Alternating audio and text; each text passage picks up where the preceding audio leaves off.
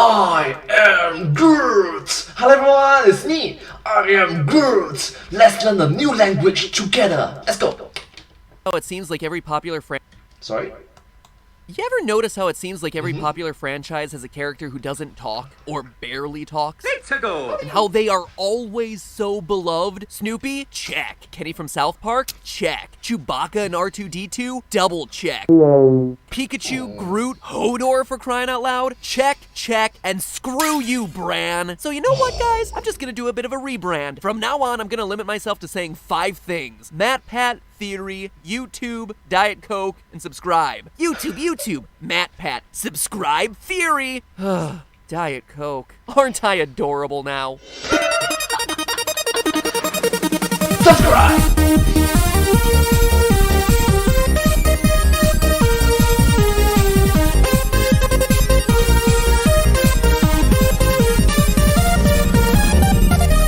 Hello, Internet. Welcome to Film Theory. Hello Internet! Welcome to Film Theory! Hello!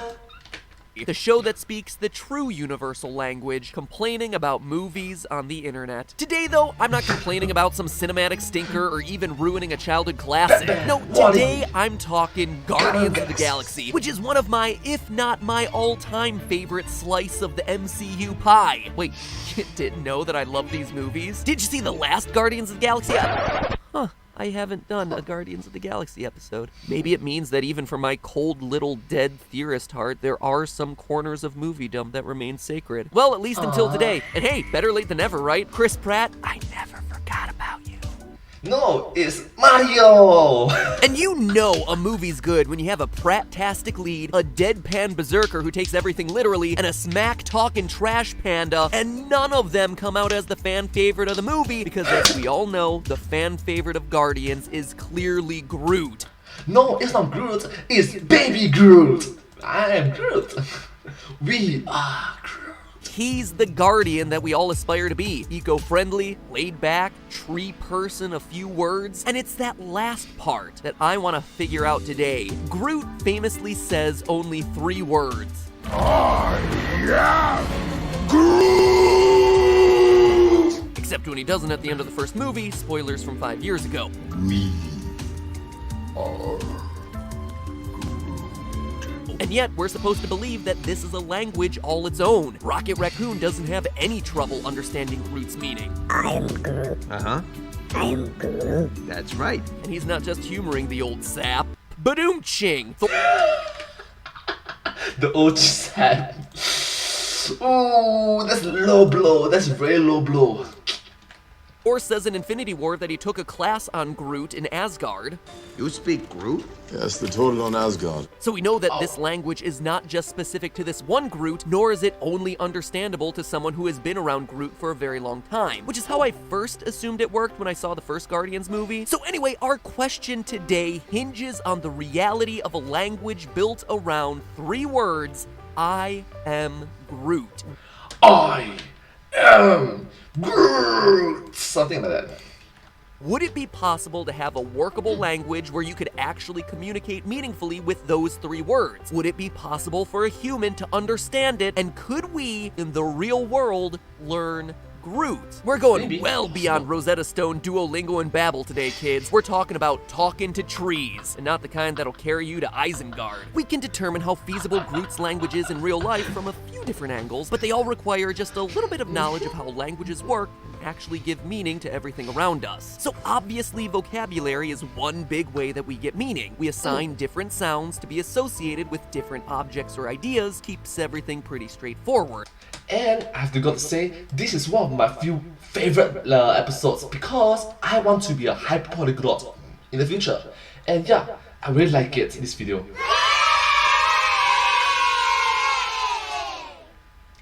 Hyperpolyglot is someone that can speak a lot of different languages. More languages than a polyglot, get it? Hyperpolyglot. A hyper version of a polyglot. Yeah. But it's hardly the only way to tell one object from another. All the ways that we can assign meaning to things around us in language is called linguistic prosody. Prosody refers to the properties of syllables, words, and sentences that can change the meaning of the overall message. Sure, we can change the words we use, and that changes the message we're delivering, but there are lots of other ways to change the message that most of us never even think about. While there is no one standardized list of every category in prosody, the 4 major elements are pitch, length, prominence, and timbre. Note that MedPat have mentioned that there's no there's no standardized, because literally there are literally tens of thousands of languages. And personally speaking, how many languages can you speak? How many languages can you speak? 1, 2, 3, 4, 5, 6, 7. Why is it all single digits? Or maximum what? 20, 30 different languages? So little. Human history has created tens of thousands of languages, and we only one small fraction of it. What are we doing? Pitch, just like in singing, has to do with the tone or note of how you say a word or phrase. In English, it isn't so much the specific note with which the word is said that changes, like different keys on a piano produce different notes, but more about how the movement of pitch creates different meanings. If I say the phrase, "you don't like Cheetos," with that kind of flat, even tone, you know I'm just saying that you're not into the delicious puffs of processed, cheesy deliciousness. But then, without changing any words, I can say the exact same sentence and move the pitch upward at the end to make it a question. "You don't like Cheetos?" Asking whether you like them and clearly implying that you have no taste in snack food.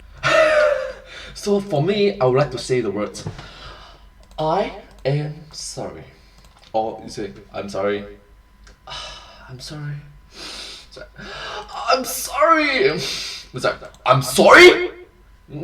You get the point, right? You get the point. In other languages, pitch can change the meanings of the same word entirely. The best known example is probably Mandarin Chinese, which is a tonal language and has 5 distinct tones.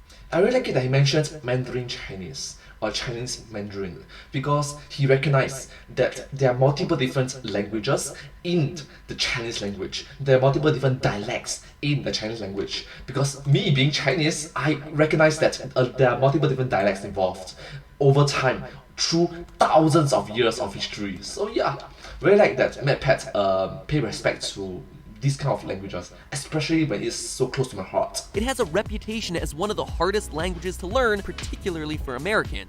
I have to disagree with you, because I can speak Mandarin Chinese very easily. However, there's one language in which I really try hard, but I still cannot do it. You know the one that they whistle? The one that whistle? The whistle. That was a bit difficult. In Mandarin, the word ma can mean mother, scold, horse, or hem, and figuring out Ma. In Vietnamese, it's even 6, so... Now, which one is which depends on 6 or 4. identifying exactly which tone is being used. Since I'd probably butcher the pronunciation and get dragged all over the internet for messing it up, I'm gonna let this lady demonstrate.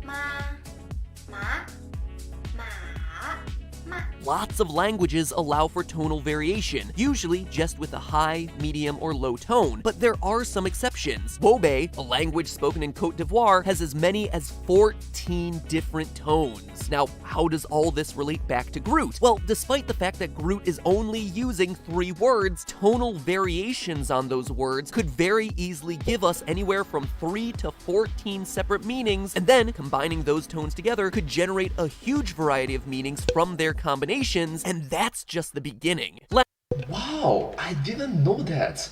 So, I recognize that 4 different tones in the Chinese language is not a lot. Because I've known languages that can have 6 different tones, 7 different tones. But MedPat mentions 14 tones. That's really something new that I definitely do not know of. Huh. Thank you so much. Sincerely thankful for it. I learned something new. Length is the next type of prosody, and it's pretty self-explanatory. How long a sound is can affect how it's interpreted. For example, you're more likely to take me seriously if I say hey than if I say hey. The elongation of the second one in English tends to imply that I'm either a little drunk or I'm coming on to you. But any elongation or abbreviation of the way that we say a word in English isn't gonna change what the word fundamentally means, just how we interpret it. But in other Let me try this. No. And then it's like, no! It's like, no! languages, the length can absolutely change the literal interpretation of the words as well, with one of the best examples being Morse code. In Morse code, sequences of short and long beats, known as dots and dashes, are combined to form letters that'll eventually spell out a message. Now, you're not gonna get a lot out of the phrase "I am Groot" if you're thinking in Morse code terms. That's only 3 beats. And it takes a full 18 beats in Morse code just to say Diet Coke without even adding hashtag not sponsored. On the other hand, it would be perfectly feasible that there's a difference in meaning between I'm Groot. and I am Groot. While it's hard to measure the lengths of words exactly, you can use music as a proxy, and at least say that you can compare the length of words to a whole note, half note, quarter, eighth, or 16th, and that gives you a lot more room to work with. So as long as Groot can keep time by tapping his, I don't know, he doesn't have toes, his roots, I guess, he can get a lot of different His branches, his stems, I guess. rhythmic variations out of that single catchphrase. We'll add how many different variations to the calculation in just a minute. The next bit of prosody for us to consider is the one that I experience every time I get a phone call from a number that isn't saved into my phone. Stress. Or even when the number is saved into my phone. It's a phone, I don't want to talk to you. Also known as accent, or emphasis, or prominence. Ironically, linguistics can't make up its mind about what it wants to call its own terms. Anyway, So there's stress, accents, emphasis, prominence. the meanings of phrases and sentences can change dramatically when we either stress or don't stress a certain part. My favorite example of this is actually a meme that's melted the brains of Redditors for years. The sentence, "I never said she stole my money," has vastly different connotations when you stress each different word. "I never said she stole my money" indicates that somebody else accused her of being a thief. "I never said she stole my money" implies that you think she probably jacked your wallet, but you weren't going public with that. "I never said she stole my money" means that she stole your bike, or your heart, or your Netflix password, and so on and so on and so on. This Oh, Netflix password, ouch. one is pretty binary in that you can stress a word or you can leave it unstressed, but that Well, Netflix password is the Squid Game. still multiplies the number of ways Groot can say "I am Groot" by a factor of 8. I am Groot. I am Groot. I am Groot. I am Groot. I am Groot. I am Groot. I am Groot. I am Groot. 8 different varieties. Thank you, ladies and gentlemen. Vin Diesel, eat your heart out. And the last Oh my god, that's so classic and so adorable to watch. It's very enjoyable. bit of prosody we're discussing is timbre. Talkin' timbre of a talkin' timber, am I right? Oh, the dad jokes are just coursing through my veins today. Oh gosh, from MatPat become DatPat. Timbre is the hardest of the prosodic elements to define because it's pretty subjective, but in layman's terms, it's the sound quality that's being produced. This can get super technical if you start using terms like micro-intonation, prefix, and spectral envelope, but we all experience timbre in ways that are easier to describe, like vibrato. There's certainly a difference between saying Groot in a normal voice and modulating it to Groot. And then you've got things that are hard to quantify but easy to differentiate, like sound quality. Like in Dumb and Dumber, Jim Carrey's most annoying sound in the world. Okay, cut it. That's enough. The most annoying sound in the world is just a note that is obviously gonna sound a lot different from the same note played for the same length at the same volume from, say, an oboe. One sounds like music, and the other one sounds like a goose being shoved through a paper shredder. Fun fact, in college I took a voice class that focused heavily on timbre. Our professor made us develop a voice called the Hollywood voice. Let me try the Hollywood voice. Hollywood voice.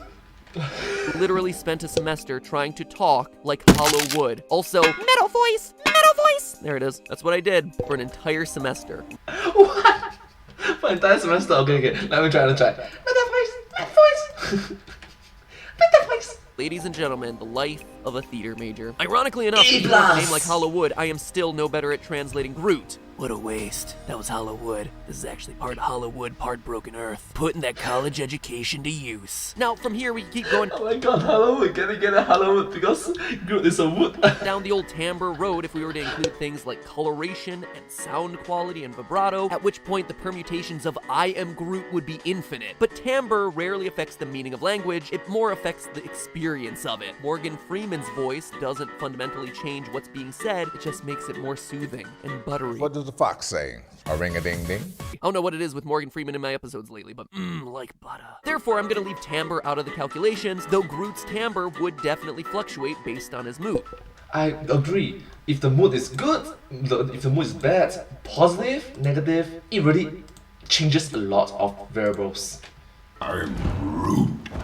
I'm Groot. Wait, can you imagine Morgan Freeman actually saying the words "I'm Groot" in his smoothing tones, very calming, very relaxing voice? I am Groot. So is there enough variation in the way that Groot can say those 3 magic words to make it an official language? Well, let's imagine a best case scenario. If we say that Groot's language has as many notes as Woebei's 14, that length can be distinguished into whole, half, quarter, eighth, and 16th notes to create different meanings, and that the meaning changes when a word is stressed or unstressed, well, we get a lot of different ways of saying that phrase. 2,744,000 ways, to be exact. Maybe that's being a bit too optimistic, though. So if we keep the tones, but instead of using all those differentiations in length and instead focus on whether the word is short or long, like in Morse code, we still end up with 175,616 different variations of I am Groot. For comparison, the 2nd edition of the Oxford English Dictionary gives the English language a strangely similar number of words at 171,476. So the number of ways that we can say I am Groot are at the level of the English language. Not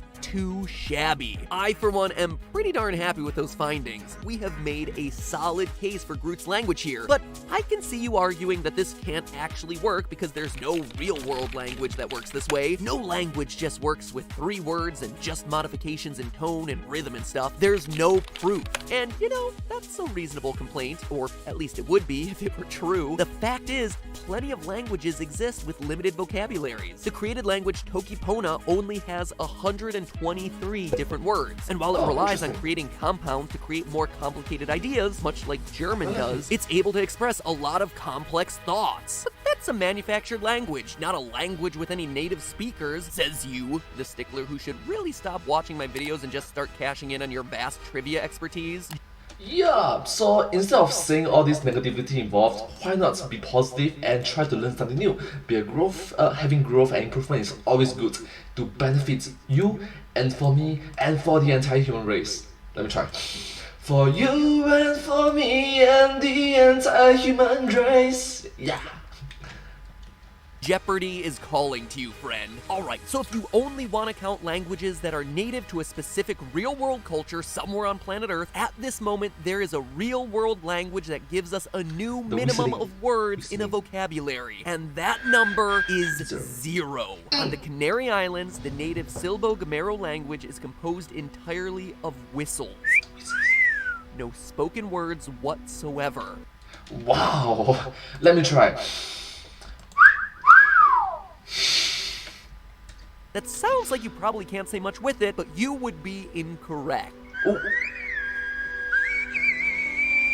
So there you go. Groot's 3-word vocabulary is 3 more words than a language actually needs. Which then by proxy means that we could learn to speak Groot, right? Fans could gather at Comic-Con like Trekkies do at conventions, except instead of speaking Klingon, they'd be speaking Groot. No, you can't. As much as I would love to see it, according to Maximus the Mad in the War of Kings series, it's likely impossible. Groot only sounds like he's repeating his name over and over because of his hardened larynx, and the key to understanding him is to listen to the sigh of breeze beneath it, the nuance of meaning. For one, listening for some kind of magical breeze is not really an area of prosody, but more relevant is the hardened larynx bit. Humans do not have a hardened larynx, and it's not worth trying to figure out a way to get one because in people, a hardened larynx is actually a serious medical condition. In this condition, called presbylarynx, That's a problem. So that's a big problem. people have incredible difficulty speaking loud enough to be heard easily. And Okay, so that's a new word for me to know. Yeah, thank you so much, Matt, for being so educational, and thank you so much for teaching me about it. I learned a lot. we have to find other non-verbal forms of communication like sign language to help. So at the end of the day, the condition that would allow us to speak Groot would actually prevent us as humans from speaking any words loud enough to be heard at all. Guess we'll just have to stay rooted and come to terms with the fact that when it comes to speaking Groot, we won't be able to branch out. But hey, I am Groot. I am Groot. I am Groot. Ooh! holiday theory wear is still available. So if you like soft, cozy, oversized things with hoods and in the color black, well, boy howdy, did we create something for you. We're calling it Holidays in the Hood because, well, it's cold outside, so we wanted to keep everyone cozy warm with a hood. Hats, coats, sweater dresses, PJ pants, even this film theory hoodie has a hood. Ladies and gentlemen, unbuckle your safety belts because we have reached the altitude of peak comfort. Links are where they always are, down in the description below. And if you order in the next few weeks, it's all guaranteed to arrive before Christmas. But don't wait too long because a lot of the items are selling out fast. Alright, well, thank you so much for watching this video. I hope that this video has been very wonderful to watch. It's very cute and adorable. Moreover, it's very educational. I learned a lot from this video. I hope that you learn a lot of this video. I hope that you learn a lot from this video when watching this together with me. Thank you so much for watching this video together with me. And yeah, if you do like this video, please remember to like, share, subscribe to my channel, and comment down below if you have anything to share with us. If you have anything to share with us, thank you so much. And don't forget to follow my channel, and I hope to see you all in my next video. Thank you so much. But hey, that's just a theory, a film theory, and cut. And I hope to see you all in my next video. Bye bye! Once again, please do remember to subscribe to my channel. Thank you.